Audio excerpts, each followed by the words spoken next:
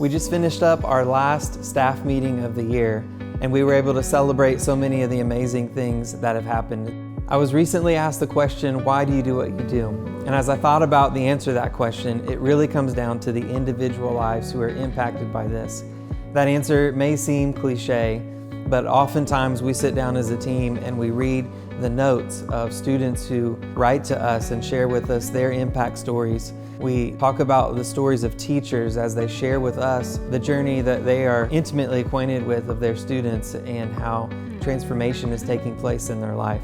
I often talk about where all of this started, and in 2015 I was invited into an 8th grade leadership class by a teacher at a local school in our community.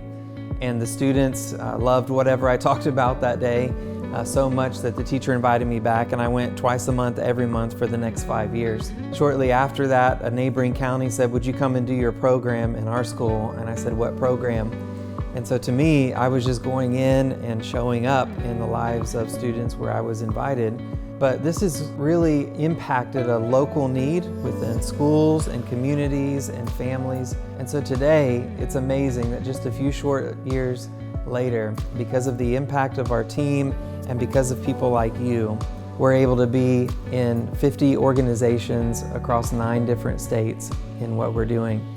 And I talk about the organizations because most of the time we're known for what we do in schools, but we now work in the recovery space, the juvenile detention space, group homes, foster care, and even the business sector as well. So as I share this story today, it's not just our story or the story of someone who's face-to-face with someone in the classroom, but it's the collective story of every person on the other end of this video or an email or reading a social media post who contributes in any way to the story of Good Life and the story of stepping into the lives of students to impact them in a positive way. And so we truly believe that through our collective work, we're able to help prepare students to be resilient and ready for life in every classroom and every community. And so we thank you today for your support and your contribution to this work.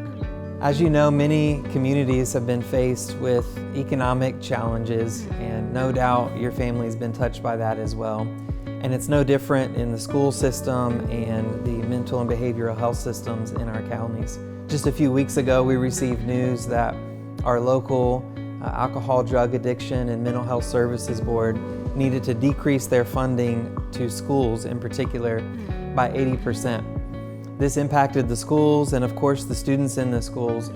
And so at the end of the year, I am asking if you would consider a special one-time gift to help us continue to serve these schools. Currently there are 15 schools that are not going to be able to receive many of the services that they're used to because of these cuts. We have decided as an organization that we're going to be committed to doing everything that we can to continue to provide those services, and you may choose today to be a part of that story.